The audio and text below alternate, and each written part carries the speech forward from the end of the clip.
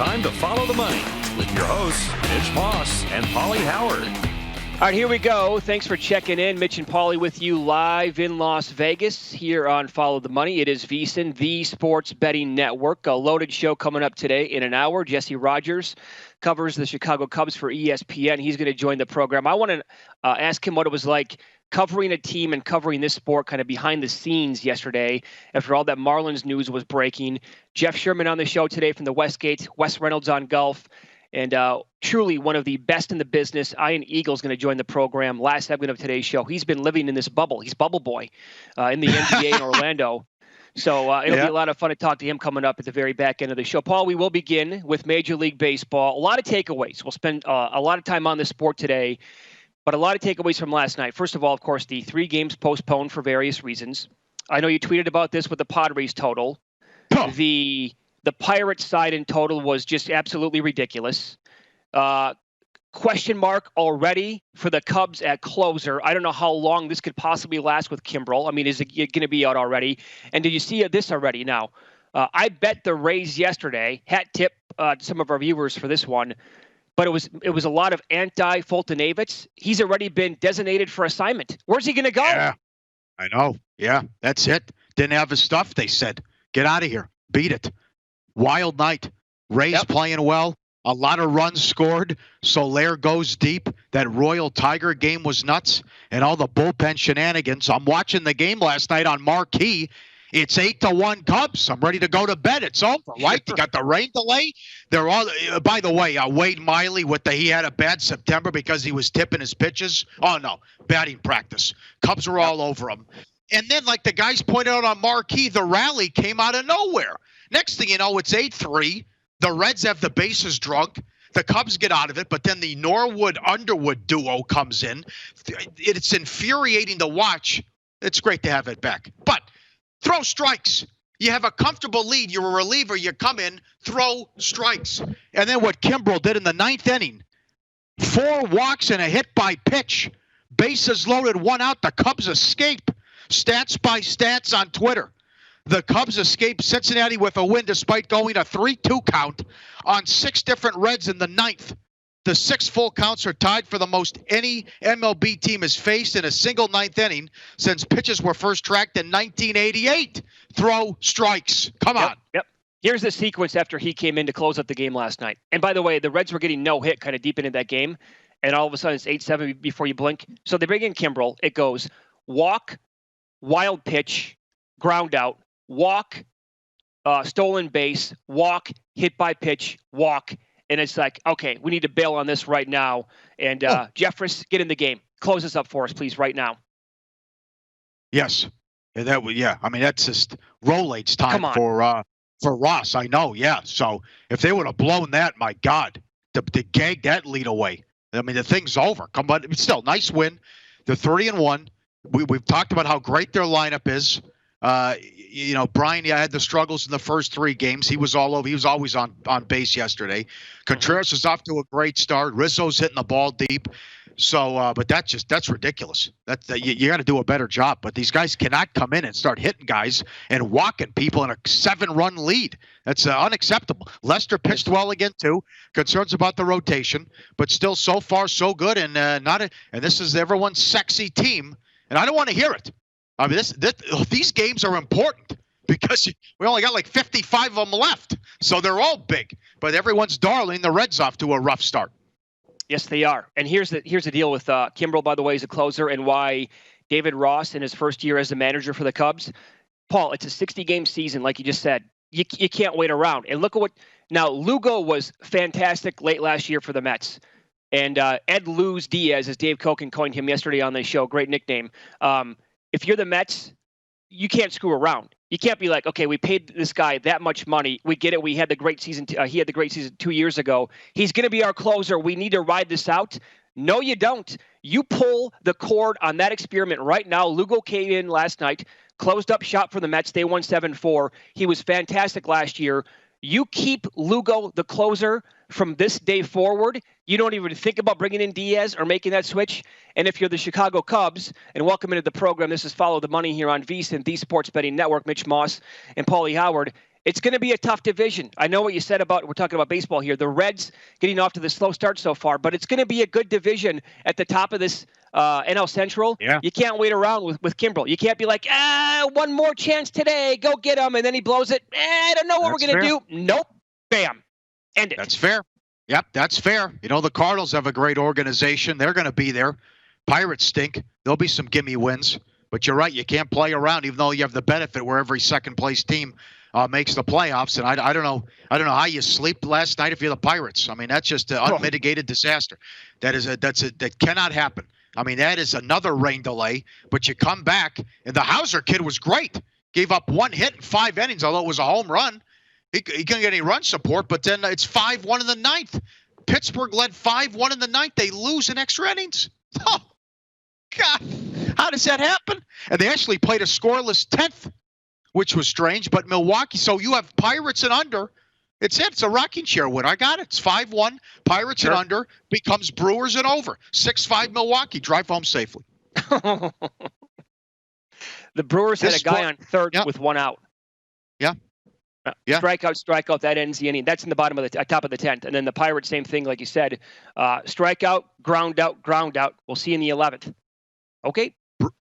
Yep. Whiskey and a revolver. I know. You have to be sick and hate yourself to bet baseball. Brewers took money, too. $1.50 up to $1.75. Why not? An easy winner if you had the Brewers. My God, ridiculous. Yep. Welcome back with the bullpen meltdowns and blow-ups. And, God. No kidding. I'll give you another one. Frustrating. I had the Nationals last night. And before the game, we learned that Bo Bichette was going to be scratched. And all of a sudden, people were like, here we go again. It's COVID-19. Watch out, Blue Jays. So right away with Sanchez, he's giving up the long ball. Like the Blue Jays were getting nobody on base, but they had 4 solo shots immediately in that game. Every stinking inning with the Nationals. Bases loaded, 1 out. Runners on the corners, nobody out. Here we go, 2 more guys on base to begin the inning. I think they had 10 guys on in the first 4 innings, and they had 1 run to show for it. All night long, it was Nationals peppering the bases, and they could do nothing with it, and they lose 4-1. Yep, good start for Toronto. Remember, they gagged that game away Sunday, that they blew 4-2 in the ninth. So the Blue Jays off to a good start. Bichette's fine, by the way. It's a hammy. Yeah. But that's... Yeah, Nationals can't hit. And here's the other thing. We'll get into this coming up. This bizarre interview with Manfred yesterday on MLB Network. I mean, the Nats can't hit. What are they going to do? I mean, who knows when they're getting Soto back? He has to have 2 negative tests in a 24-hour span. Yep. Whatever it is. 24 hours apart, excuse me. So who knows when they're getting Soto back? But this is between Zimmerman saying, I'm not playing. You lose Rendon. He actually might play today and be in the lineup for the Angels. You don't have Soto. Mickey Mouse, minor league operation with the lineup. Can't hit. Great job by the Blue Jays. The Thornton kid kept them off balance. And a good start for Toronto. And then one of the sickest beats you're ever going to see. This Padre game. Now, I know you got to get the best number. But in any event, it quickly opened 7.5. The total was bet up to 8.5. It's 6-2 San Diego in the bottom of the 4th. Tatis, with the bases loaded, has a triple. So he's on third with nobody out. 6-2, bottom of the 4th, 8.5's the total. He's on third with nobody out. They don't get him in. There isn't a run scored the rest of the game. 6-2 final score. Oh, that's a moose. That is a horrific beat if you had the over. It's awful. I mean, it's absolutely pretty much as bad as it gets. That one and the Pirates game last night. Yeah. I mean, we had both examples. You had 6 innings to get another run in that Padres game, couldn't do it. And in the Pirates game, just, you know what? Fine, give up 3 runs and then close it up and go home 5-4 and win the game. Nope, couldn't do it. Had to go to extras, and then you lose the game, and then the game goes over the total as well. Incredible. Yep. But so much for Luke Weaver having good numbers last year in a bounce back for the Diamondbacks, huh? Yeah. I mean, that 4th inning for him was an absolute nightmare. I didn't know how long he wanted to leave that guy in there. Yeah. That was a good game, and then it was just, as you tweeted, it was just here we go. A great inning for the Padres, and they are, they're 3-1, and they have that big series that starts tonight in San Francisco. Their only loss, they led 1-0 in the 8th. They could be 4-0, and the Diamondbacks should be 0-4. But I'll tell you, the thing I love about this team, and this is something they focused on, they are working the counts. They are going 3-2 a ton of counts. They are working the counts. They are making these pitchers throw a lot of pitches. They're wearing these guys out. They did it to Robbie Ray. The Padres are they're looking at a lot of pitches. They're making these guys work, and it's working out. And they have a good lineup to begin with. Good starting. What'd you think of the Pham Renfroe deal, too? I was surprised they let him walk. He had 2 home runs last night for the Rays. He did. Yeah, so that was a move. I'm kind of surprised they let him walk because he had 30 home runs last year, and he hit 2 already. He's got 30 home run power for sure. Yeah, no matter where he goes. Yep. But they are really doing an excellent job being professional hitters so far. And a good start with the Padres and a not so hot start with the Diamondbacks. And again, remember that comeback was against the bullpen. So their offense is having all kinds of issues against the San Diego starters. And we'll see tonight because they are 3-1 in that division. And the Dodgers open up a pretty damn big set against the Astros. And I know Buehler's going to be on the mound tonight. But it is Houston we're talking about here, so a tough sledding or tough schedule anyway for the Dodgers here out of the gates if they started 2-2 against the Giants. And if the Padres can have a good week this week, who knows? Maybe by the end of the week they can open up this lead to 2 games or whatever. But that starting pitching is one of the most impressive things I've seen this year by any team. I know we talked about that yesterday with Dave Koken, and we knew the bullpen's going to be good anyway. But that starting pitching has been just – It's probably a little bit of that, but also just severely disappointed because I'm on the Diamondbacks this year on various bets. Their hitting has been non-existent. Yeah. How about the Ben Fowkes tweet? The Astros have won 21 of their last 23 games against the Mariners and outscored them 153-78. Mariners took money. Mariners took money last night. Yep. And the streak ends as well, where the Astros have been favored. How many is it in a row? The Astros have been favored for so many games in a row. Buehler's favored on the road tonight. So put up or shut up time for the Dodgers. That was a horrible performance the last 2 nights of that series against the Giants. So you got that big series. And now this other business. I mean, the Yankees are waiting around. Are we playing? What's going to happen tonight? Hap's supposed to go. We got a doubleheader with the White Sox and Indians. Who knows what happens with the Marlins? We'll hear from Manfred coming up. But, a lot of people freaking out yesterday, but I think we're going to be okay. And I'll give you reasons why coming up. But certainly it was an interesting game. I'll ask you this. Because of the funky schedule for the Marlins and the Orioles, they were playing a home and home. It was supposed to be 2 in Miami last night and today, and then Wednesday and Thursday back in Baltimore. So they're not going to play either one of the games in Miami, Paul. Do they simply just say then, well, short season, not a lot of makeup dates. We're going to have to go back-to-back doubleheaders? Well, why don't they just play all the games in one city? Why did that? I mean, come on. It's a bizarre year. You're going to have to get creative. Just play all 4 games in New York. They're playing two-game series. Just play all 4 in one city. And that's what they should be doing with Baltimore, Miami, and also with the Yankees and the Phillies. This isn't hard. But you could also do that, too, with the doubleheaders. But here it is again. We're waiting around to find out what's going to happen with the Phillies. Whether you need testing every single day, but the 2-day leg could be a killer. But here we are. We're still waiting around. We had the breaking news, the unfortunate news yesterday. We're still waiting around what's going to happen with the Marlins and what's going to happen with the Phillies. Well, I mean, the stories that just emanated from that region yesterday and with those 2 teams, with the Marlins, Jason Stark, he tweeted this out. Both infectious disease experts were adamant yesterday that the Marlins should not have been allowed to play. And that was after 4 players tested positive. The Philly Inquirer broke this story. Marlins, this is a headline, one of the headlines of the year as far as I'm concerned. Marlins group text messages decided game versus Phillies would be played Sunday after COVID-19 breakout. Are you kidding me? And some of these comments, I know people want, after this news came out yesterday, people want Mattingly's head. They think he should be fired immediately for what he said. The quote was, he's talking about Miguel Rojas. Quote, he's kind of an unofficial team captain of our club. He's always texting the group and getting the feelings of the group. So when we're dealing with situations or things, he says, that's usually who we're working through. You're the manager. It's COVID-19 we're talking about. And by the way, every club got like 100+ page manual on how to operate. People were joking around last night. Yeah, pretty sure that's not in there. Have the captain of the team decide by a group message what's going to happen. So when does it dawn on these guys and start to hit them that, we had a teammate test positive Friday, we're flying together and we're hanging around each other. There's more guys on Sunday, but let's ask the shortstop. What does he think? How about the other quote? How about the other quote in there? We never thought about not playing. It never occurred to us. This is not how it's supposed to work, guys. And shame on me because I just assumed that that MLB talked to the experts and the Marlins talked to the experts about, hey, what should we do? Oh, never. Let's talk to the shortstop. What does he think? We're going to play. Okay, great. So now we have this fiasco. What the hell's going on? And the other thing is Dave Koken said, right? He's right. If one team you don't cancel the season because one team can't follow the rules. And I'll tell you why in a second. But the other thing is there needs to be punishment for the Marlins. You either have to forfeit if you can't put a team on the field, or there's got to be fines or other. I mean, follow the rules here. What are you doing? You don't ask the shortstop. What do you think? 4 positive. Should we give it a go? Okay, let's go out there and win one for the Gipper. It's ridiculous. And we can put those tweets up too. And we did it yesterday about the MLS. It was a horror show to start with the MLS. They have had 4 straight rounds of testing with 0 positives. 4 straight rounds.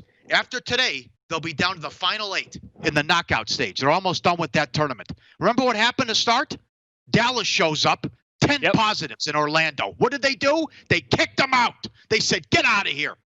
It's a disgrace what's going on. And they told Nashville to beat it too because Nashville had 9 positives. If you can't play by the rules and follow the protocols, you're gone. So there needs to be a plan here where if the Marlins can't get their act together and they're not following the rules, that they have to forfeit or they're fined or they're out. I'm sorry. Yep. Well said. I think probably a lot of us, Paul, have worked with that one guy that used to always get into trouble. And rather than the company just punishing him, everybody else gets in trouble with him. Remember that? You and I had a situation like that years ago. Same guy kept getting in trouble, but yet everybody would be punished. Like, no, that's not the way it works. You actually get rid of the guy that keeps causing the ruckus. He's no good. He's a bad seed. You don't punish everybody else because No. So as beautifully said by you right there. Koken brought it up yesterday to tie it into the MLS. Of course, that's what you do. We're not going to cancel the season because the Marlins were dummies over the weekend. Can't happen. You punish them. Absolutely. Here's Manfred yesterday with Tom Verducci on MLB Network, and Manfred was asked, now, what's next for the Marlins? When do you think they'll play a game next?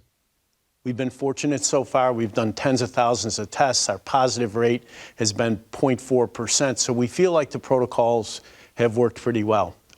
Notwithstanding that fact, we have made some decisions. The Miami Marlins will not play their 2 games in Miami tonight and tomorrow. We're doing some additional testing. If the testing results are acceptable, the Marlins will resume play in Baltimore on Wednesday against the Orioles. Okay, I'm sorry, that's wrong. You have an outbreak. You don't just tell them, now get on a plane, we'll go, now take it to Baltimore. What are we doing here? Oh. Where's the plan? Where's the overall plan that was in place? Well, the other thing, and I have to go after the players because these guys were pissing and moaning about, I can't be away from my family. You couldn't have a bubble. The players were so adamant against the bubble. How does that look now? Which, okay, fine. Originally, we were talking about more than 100 games. But they couldn't get anywhere with the bubble that they realized, okay, we're wasting our time bringing up the bubble to the players. Really? It's a 60-game season. You couldn't be away from your family for 2 months? How does that look now? Ridiculous. But now they're just going to say, okay, well, we'll call it good. We'll call the Marlins good here. Get on a plane, go to Baltimore. By the way, so I was tweeting about how soccer got it right and how they were able to pull this off, and we just saw it happen in front of us with the EPL and other leagues as well. And people were just like, refresh my memory, Mitch. Why did that happen? Why would soccer pull it off? And I thought I was maybe dreaming it up for a second, so I texted Nigel a couple of times, and I said, break it down for me exactly what happened. And it was short and sweet from Nigel. He said, here's exactly why soccer was pulled off over here. They had a very strict lockdown for 3 months. The clubs in Premier League had the teams in bubbles and tested them every single day. There you go. It was that simple. You didn't have players, going by their own rules. They abided by what the country actually said. They got in front of it right away. And that's why soccer was such a success. And they had this, they just played for like 2 more months on the back end of this pandemic now. And it was great. It was awesome. Yeah, I know. Premier League finished. New season, September. Yep. Bundesliga, done. La Liga, done. Serie A, 2 matches left. And I got Alex Caruso debating, should I go to my sister's wedding in Texas with 100 people going to attend? We're losing our minds here. How do you even consider that? And who gets married in Texas right now and invites 100 people? I got guys going to gentlemen's clubs for chicken wings. Guys, what are we doing? Honestly, how is that even allowed? I saw that story. Wait a second. They're going to have a wedding with 100 people in Texas? We're doing what now? Yeah, sure. Yeah. Really? And Okay. Caruso's even contemplating it. She's my sister. Should I go? I mean, even Ramona Shelburne said this. Even if he takes a test every single day, he has to go in a 14-day quarantine. Sure he does. She's going to get divorced in a year anyways. 15% of marriages are successful. What are we doing? Yeah. Doctor, pharmacist. What do I do here? Wedding, bubble? How do I play this one out? Good Lord. That could be another thing, by the way. Those players for the Marlins, right, according to the guidelines, probably should have been staying in Philadelphia to quarantine for 14 days. You figure it out. It's Follow the Money here on VSiN, the Sports Betting Network. Mitch Moss along with Pauly Howard. We'll run down all the bad beats, and there were plenty last night. Win some, lose some is coming up next.